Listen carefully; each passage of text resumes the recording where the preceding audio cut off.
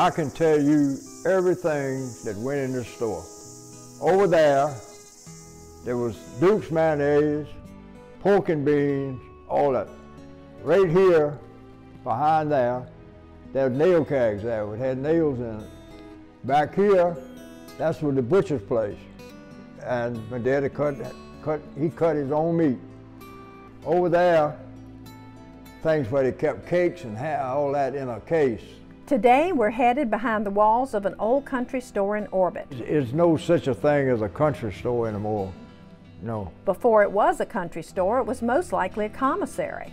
Logging activities reached this area as early as 1875, and timber could have been felled as early as 1870.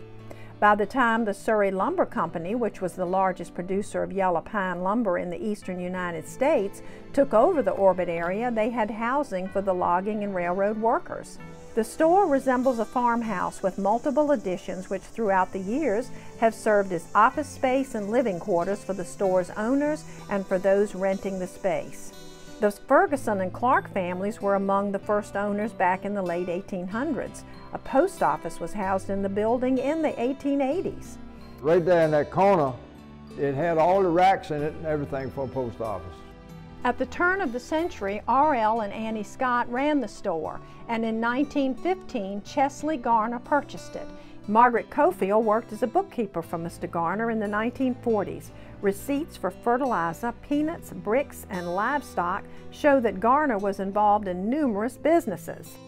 Garner's son, Thomas Fleetwood Garner, learned from his father and worked with him in the fertilizer, trucking, and ham businesses. Together, they built the nearby Garner Airport in the 1940s.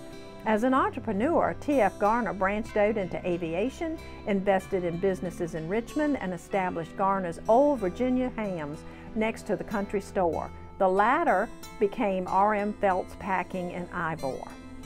Chesley Garner passed away in 1963, but the store was known as Garner's until Edith and Henry Stiltner renamed it after the Orbit community in 1987. I had a little red wagon. Mr. Garner used to give everybody a little red wagon, and we pulled each other around the red wagon. Orbit store was still in business in the mid-1990s when it came back into the Scott family. It was a popular place for canned goods, cereals, oil, and tools. And this store, anything in this store, it was like a Walmart. You could tell Mr. Garner what you wanted, he'd get it for you. Anything you wanted, he would have it here the next day, a few days after that. Hot dogs and barbecue were big sellers, especially during hunting season. The store, which was the center of the Orbit community, is no longer in operation. Now, back in the hands of the Garner family, there are plans for its continued preservation. Inside are memories of the Garner family as well as reminders of Thomas Fleetwood Garner's multiple careers and business ventures. The barns, offices, and smokehouse still stand. They killed their own hogs here. They would wrap them up in plastic. They shipped them all over the world, and they were cured right here in the smokehouse. Wait, did you have Christmas in here? Was this yeah, that's where we had Christmas. I think a tree was over there in the corner. And every dang time Christmas come up, I got sick. But I enjoyed Christmas here. It was nice. Well, it sounds like it was a good time. Was. It ain't like it is today.